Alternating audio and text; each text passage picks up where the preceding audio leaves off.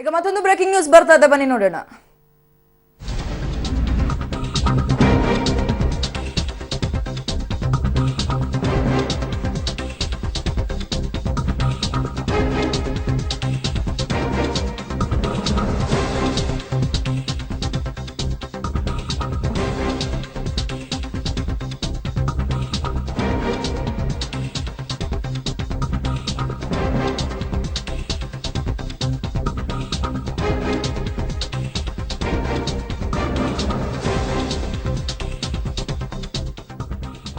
ಪ್ರಧಾನಿ ಮೋದಿಯನ್ನ ಹತ್ಯೆ ಮಾಡ್ತೀವಿ ಅನ್ನುವಂತಹ ಒಂದು ಪತ್ರ ಬಂದಿದೆಯಂತೆ. ಧಾರವಾಡದ ಎಸ್ಪಿ ಕಚೇರಿಗೆ ಈ ಪತ್ರ ಬಂದಿದೆ. ಫೆಬ್ರವರಿ 8ನೇ ತಾರೀಕಿನಂದು ಬಂದಿರುವಂತಹ ಪತ್ರ, ಆದ್ರೆ ಈಗ ತಡವಾಗಿ ಬೆಳಕಿಗೆ ಬರ್ತಾ ಇದೆ ವಿಚಾರ. ಪ್ರಧಾನಿ ಮೋದಿಯನ್ನ ಹತ್ಯೆ ಮಾಡ್ತೀವಿ ಅಂತ ಬೆದರಿಕೆ ಪತ್ರ ಒಂದು ಇದೀಗ ಧಾರವಾಡದ ಎಸ್ಪಿ ಕಚೇರಿಗೆ ಬಂದಿದೆ. ಅನಾಮಧೇಯ ಬೆದರಿಕೆ ಪತ್ರ ಅದು. ಇನ್ನು ಯಾರು ಬರೆದಿರುವಂತದ್ದು, ಏನ್ ಹೆಸರು, ಏನು ಕುಲಗೋತ್ರ ಏನು ಇಲ್ಲ. ಅದಕ್ಕೆ ರೈತರಿಗೆ ಅನ್ಯಾಯ ಮಾಡಿದ್ದಕ್ಕೆ ನಿಮ್ಮನ್ನ ಮುಗಿಸ್ಬಿಡ್ತೀವಿ ಅಂತ ಪತ್ರದಲ್ಲಿ ಉಲ್ಲೇಖ ಆಗಿದ್ಯಂತೆ. ಇದಾಗಿರುವಂತದ್ದು ಫೆಬ್ರವರಿ 8ನೇ ತಾರೀಕು, ಅಂದ್ರೆ ಒಂದ್ 2-3 ದಿನಗಳ ಹಿಂದೆ. ಆದ್ರೆ ಈಗ ತಡವಾಗಿ ಬೆಳಕಿಗೆ ಬರ್ತಾ ಇದೆ ವಿಚಾರ. ರೈತರಿಗೆ ಅನ್ಯಾಯ ಮಾಡಿದ್ದಾರೆ ಪ್ರಧಾನಿ ಮೋದಿ, ಆದ ಕಾರಣ ಅವರನ್ನ ಮುಗಿಸ್ಬಿಡ್ತೀವಿ ಅನ್ನುವಂತಹ ಅನಾಮಧೇಯ ಪತ್ರ, ಅನಾಮಿಕ ಪತ್ರ ಇದೀಗ ಧಾರವಾಡ ಎಸ್ಪಿ ಕಚೇರಿಗೆ ಬಂದಿದೆ. ಆದ್ರೆ ಅದರಲ್ಲಿ ಯಾರದೇ ಹೆಸರು ಗಿಸ್ರು ಕುಲ ಗೋತ್ರ ಯಾವುದು ಕೂಡ ಇಲ್ಲ.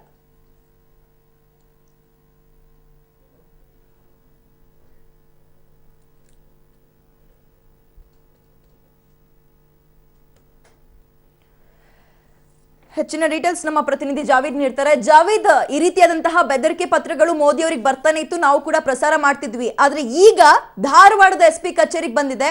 ಹುಬ್ಳಿಗ್ ಬೇರೆ ಈಗ ಪ್ರಚಾರಕ್ಕಾಗಿ ಮೋದಿ ಅವರು ಬರ್ತಾ ಇದ್ದಾರೆ. ಇದರ ಹಿನ್ನೆಲೆಯಲ್ಲಿ ಏನೆಲ್ಲ ಆಗ್ಬಹುದು, ಈ ಒಂದು ಪತ್ರ ಎಷ್ಟು ಪ್ರಾಮುಖ್ಯತೆಯನ್ನು ಪಡೆದುಕೊಳ್ತಾ ಇದೆ ಅಂತ? ನಿಜವಾಗ್ಲೂ ವಿದ್ಯಾ, ಏನು ಈ ಪತ್ರ ಬಂದಿದೆ, ಈ ಪತ್ರ ಬಂದಿದ್ದರ ಸಂಬಂಧವಾಗಿ ಪೊಲೀಸರು ಏನಂತಿದ್ರೆ ಸಾಕಷ್ಟು ಕಟ್ಟೆಚ್ಚರವನ್ನು ವಹಿಸಿದ್ದಾರೆ. ಪ್ರತಿ ಬಾರಿ ಏನಂತಿದ್ರೆ ಹಿಂದಿನ ಏನು ಲೋಕಸಭಾ ಚುನಾವಣೆಯಲ್ಲಿ ಕೂಡ ಏನಂತಿದ್ರೆ ಏನು ಮೋದಿ ಅವರು ಪ್ರಧಾನಿ ಆಗೋಕ್ಕಿಂತ ಮುಂಚೆ ಕೂಡ ಏನಂತಿದ್ರೆ ಪ್ರಚಾರಕ್ಕೆ ಬರುವಂತ ವೇಳೆಯಲ್ಲಿ ಪತ್ರಗಳನ್ನು ಬರ್ತಾ ಇದ್ವು. ಈಗ ಏನಂತಿದ್ರೆ ಮತ್ತೆ ಈ ಲೋಕಸಭಾ ಚುನಾವಣೆ ಬಂದಾಗ ಕೂಡ ಈಗಲೂ ಕೂಡ ಏನಂತಿದ್ರೆ ಪ್ರಚಾರಕ್ಕೆ ಏನು ಮೋದಿ ಅವರು ಬರ್ತಾ ಇದ್ದಾರೆ ಹುಬ್ಬಳ್ಳಿಗೆ. ಈ ಪತ್ರ ಕೂಡ ಏನಂತಿದ್ರೆ ಸಾಕಷ್ಟು ಚರ್ಚೆಗೆ ಗ್ರಾಸವಾಗಿರುವಂತದ್ದು. ಪತ್ರದಲ್ಲಿ ಏನಂತಿದ್ರೆ ಈ ಸಣ್ಣದು ಏನು ಅಂಚೆ ಪತ್ರ ಇದೆ, ಅದರಲ್ಲಿ Modi we will finish you ಅನ್ನುವಂತ ಒಂದು ಶಬ್ದವನ್ನ ಬರೆದಿದ್ದಾರೆ. ಈಗಾಗಲೇ ಪೊಲೀಸರು ಈ ಬಗ್ಗೆ ತನಿಖೆಯನ್ನ ಕೂಡ ಕೈಗೊಂಡು ಎಲ್ಲ ರೀತಿಯಾದಂತ ಕಟ್ಟೆಚ್ಚರನ್ನ ಕೂಡ ವಹಿಸಿರುವಂತದ್ದು. ವಿದ್ಯಾ, ಜಾವೇದ್, ಸುಮಾರು ಎಷ್ಟು ಪುಟಗಳ ಪತ್ರ, ಹಾಗೆ ಏನೆಲ್ಲ ವಿಚಾರ ಇದೆ? ಬರೀ ರೈತರಿಗೆ ಅನ್ಯಾಯ ಮಾಡಿದ್ದಕ್ಕಾಗಿ ಈ ರೀತಿ ಮಾಡ್ತಿದೀವಿ ಅಂತನ, ಅಥವಾ ಬೇರೆ ಇನ್ನೇನಾದ್ರೂ ಉಲ್ಲೇಖ ಮಾಡಿದಾರ ಅಂತ? ವಿದ್ಯಾ, ಏನು ಈ ಪತ್ರದಲ್ಲಿ ನಾವು ಏನು ಒಂದು ಉಗ್ರ ಸಂಘಟನೆಯಿಂದ ನಾವು ಪತ್ರ ಬರಿತಾ ಇದ್ದೋಂಥದ್ದು 4 ಲೈನಿನ ಪತ್ರ ಮಾತ್ರ ಇರುವಂತದ್ದು. ಏನು ಅಂಚೆ ಪತ್ರ ಇರುತ್ತೆ ಅದರ ಮುಂಭಾಗದಲ್ಲಿ ಮಾತ್ರ ಏನಂತಿದ್ರೆ ಶಬ್ದಗಳನ್ನ ಬರೆದಿದ್ದಾರೆ. ಅದನ್ನು ಹೊರತುಪಡಿಸಿ ಹಿಂದಿನ ಭಾಗದಲ್ಲಿ ಕೇವಲ SP ಅವರ ಅಡ್ರೆಸ್ಗೆ ಮಾತ್ರ ಏನಂತಿದ್ರೆ ಈ ಪತ್ರ ಕಳಿಸಿರುವಂತದ್ದು. ಈಗಾಗಲೇ ಪೊಲೀಸರು ಈ ಬಗ್ಗೆ ಏನಂತಿದ್ರೆ ಎಲ್ಲ ಸಾಕಷ್ಟು ವಿಚಾರಣೆ ಕೂಡ ಮಾಡಿರುವಂತದ್ದು. ಮಾಡಿ ಏನಂತಿದ್ರೆ ಇದು ಒಂದು ಸುಳ್ಳು ಪತ್ರ ಅನ್ನುವಂತ ಏನಂತಿದ್ರೆ ಮಾಹಿತಿ ಕೂಡ ಏನಂತಿದ್ರೆ ಕೊಟ್ಟಿರುವಂತದ್ದು. ಹೀಗಾಗಿ ಆದ್ರೂ ಕೂಡ ಏನಂತಿದ್ರೆ ಪೊಲೀಸರು ತಮ್ಮ ಯಾವ ರೀತಿಯಾಗಿ ತಮ್ಮ ಎಚ್ಚರಿಕೆಯನ್ನ ವಹಿಸಬೇಕು ಆ ಎಲ್ಲ ಎಚ್ಚರಿಕೆಯನ್ನ ಮಾಡ್ತಾ ಇದ್ದಾರೆ. ವಿದ್ಯಾ, ಅಂದ್ರೆ ಎಲ್ಲಿಂದ ಬಂದಿರುವಂತದ್ದು ಇನ್ನೂ ಕೂಡ ಗೊತ್ತಾಗಿಲ್ಲ, ಯಾರ ಹೆಸರು ಏನು ಇಲ್ಲ ಅದ್ರಲ್ಲಿ. ಸದ್ಯಕ್ಕೆ ವಿದ್ಯಾ, ಇದ್ರ ಬಗ್ಗೆ ಏನಂತಿದ್ರೆ ಪೊಲೀಸರು ಎಲ್ಲಾ ರೀತಿಯಾಗಿ ಏನಂತಿದ್ರೆ ತನಿಖೆಯನ್ನ ಮಾಡ್ತಾ ಇದ್ದಾರೆ.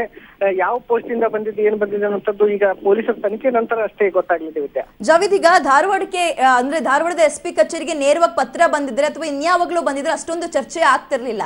ಈಗ ಹುಬ್ಬಳ್ಳಿಗೆ ಬರ್ತಾ ಇದ್ದಾರೆ ಮೋದಿ ಅವರು ಪ್ರಚಾರಕ್ಕಾಗಿ. ಇದ್ರ ಹಿನ್ನೆಲೆಯಲ್ಲಿ ಈಗ ಸಾಕಷ್ಟು ಕುತೂಹಲ ಮೂಡಿಸ್ತಾ ಇದೆ, ಯಾರು ಬರ್ದಿರ್ಬೋದು, ಏನು ಎತ್ತ ಅಂತ.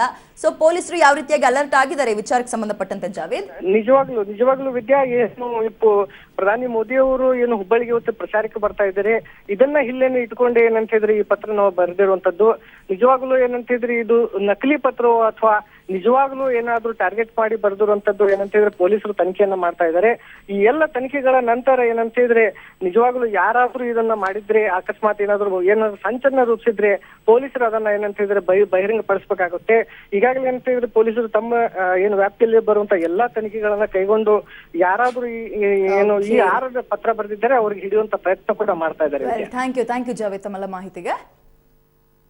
ಬಹಳ ಕಟ್ಟುನಿಟ್ಟವಾಗಿ ಸುರಕ್ಷಾ ವ್ಯವಸ್ಥೆ ಮಾಡ್ತಾ ಇದ್ದೀವಿ. ನಮ್ಮ ವ್ಯವಸ್ಥೆ ಪತ್ರ ಎಲ್ಲಿ ಬೀಳಲಿ ಅದು ಬೇರೆ ವಿಷಯ, ನಮ್ಮ ವ್ಯವಸ್ಥೆ ಪರ್ಫೆಕ್ಟ್ ಆಗಿರುತ್ತದೆ.